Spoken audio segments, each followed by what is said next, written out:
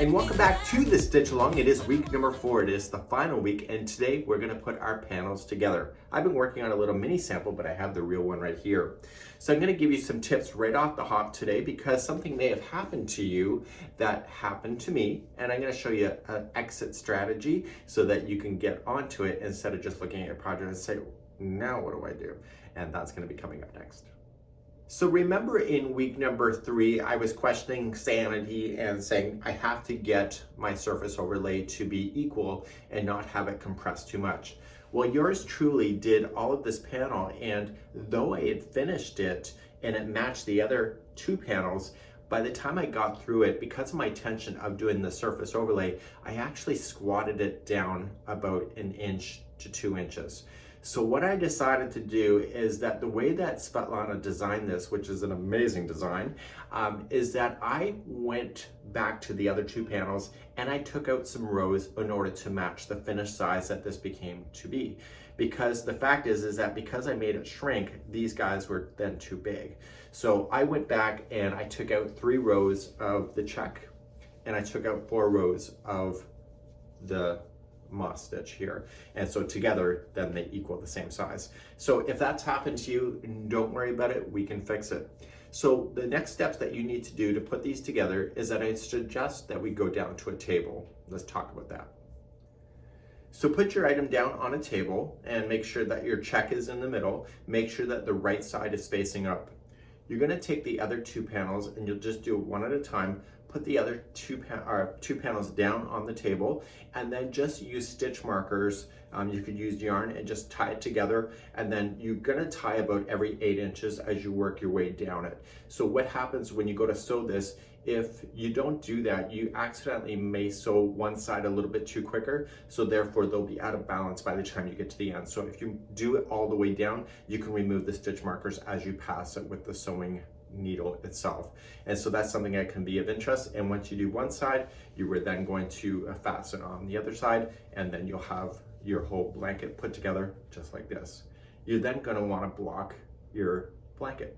So what I'm going to do first is that I'm going to take you to another video on how to put the colors together so that when you have a striping situation like this, so that the colors match, and we're going to do that next. Great, like this. So this here is an example of what you would want to do if you had striping and you have to make sure that the colors match each other.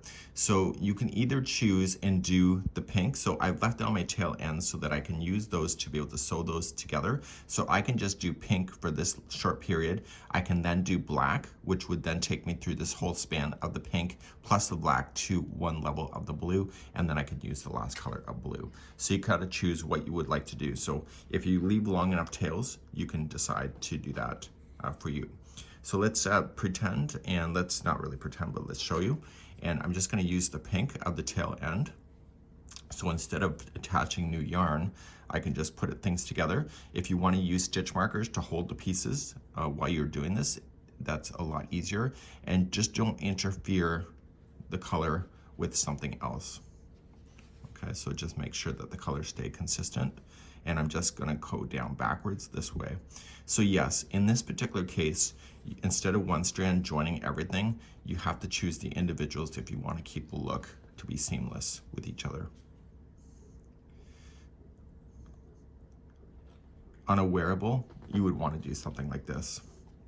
So I've already shown you how to weave in your ends on the back. So now the pink is attached.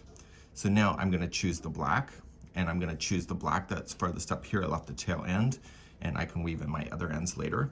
So sometimes you just don't know until you're into this thing what tails you would use, so you just leave a little bit extra left over.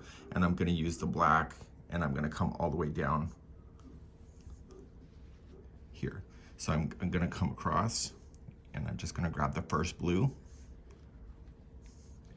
and jump across to the black just to secure it.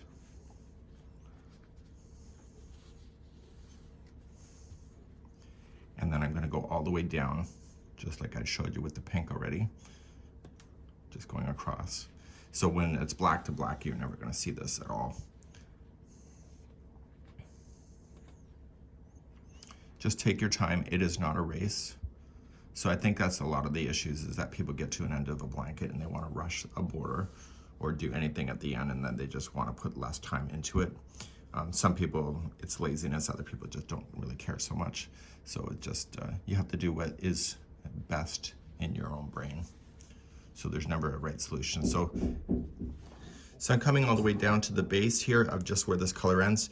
Take it to the back side, so don't go all the way down because you don't want the color to interfere, and then just securing your tails on the back side here, just like I showed. So what I want you to do now is just sew everything together. It's gonna take you a bit of time, but be patient with it. If you want like a seamless look, then just follow with what I just showed you. After that, you're gonna wanna block this. So you just wanna spray it with a little bit of water and then lay it on a flat surface, maybe a table, and just spread it on out, and so that it's equal to what it should be. And then you just wanna let it air dry before moving on to the border, which is going to be next. So in moving on to the border, there's going to be a total of 16 rounds in order to make it happen. So here's a nice close-up of it. And you're noticing that it's single crochet on the back loops only. The only more difficult thing about this thing is to make sure that you evenly space out your stitches all the way around. So because you have the tops and the bottoms of the panels, you'll know exactly where the stitches go. And on the sides, you just have to make it look even. So look at the distance of the stitches on the top or the bottom of the panels, and then just kind of make that happen on the side. Once you get your first round done and you're confirmed, all the rest of the rounds will then come into balance, and it will be a nice easy repeat.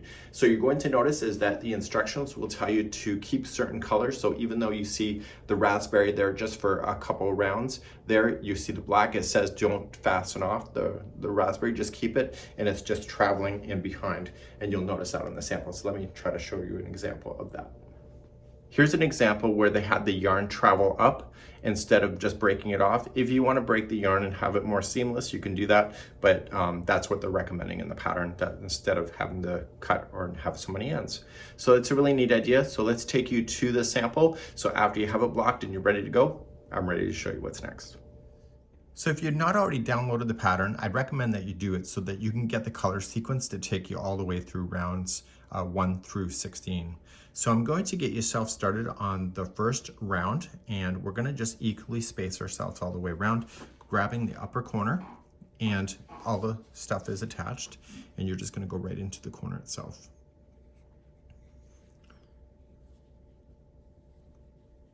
Okay, so we're just going to go in, just pull through, chain 1, and you're going to single crochet in. And we'll finish that corner when we get back around. So the rest of it, as you go across, is just going to be 1 stitch in every stitch around. Now here with the gingham, you're going to want to use that space where this surface overlay is, and you're going to want to use that just to hold that into position, because that is actually technically a stitch. So then you're back here on the double crochet, and then you're back in between here.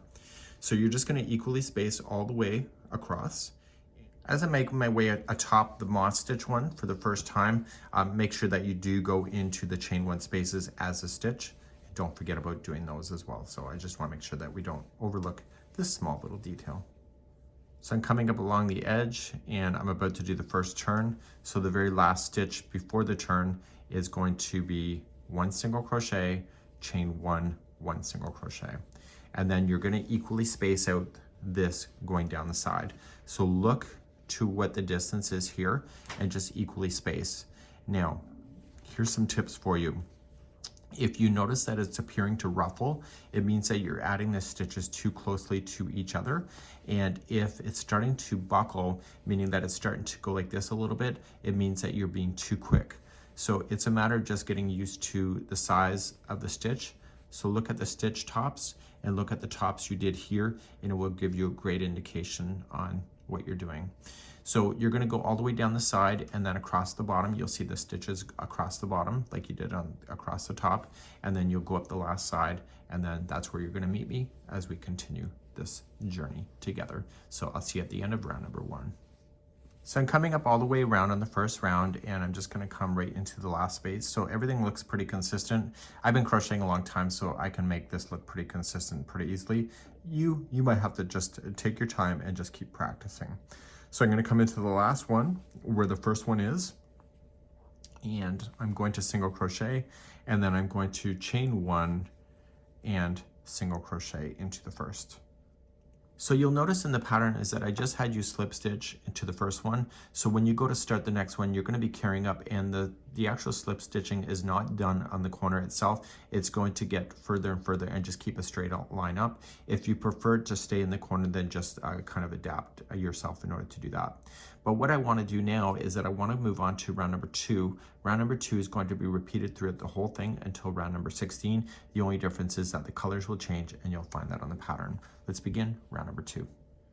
So in round number 2, you're going to just chain up 1, and I'm coming out of the corner, so I'm not going to do anything with the corner until I get back around, and you're going to immediately start in the first one, and you're going to single crochet in the back loop only. So you're just going to go into the back loop and give it the texture that it deserves.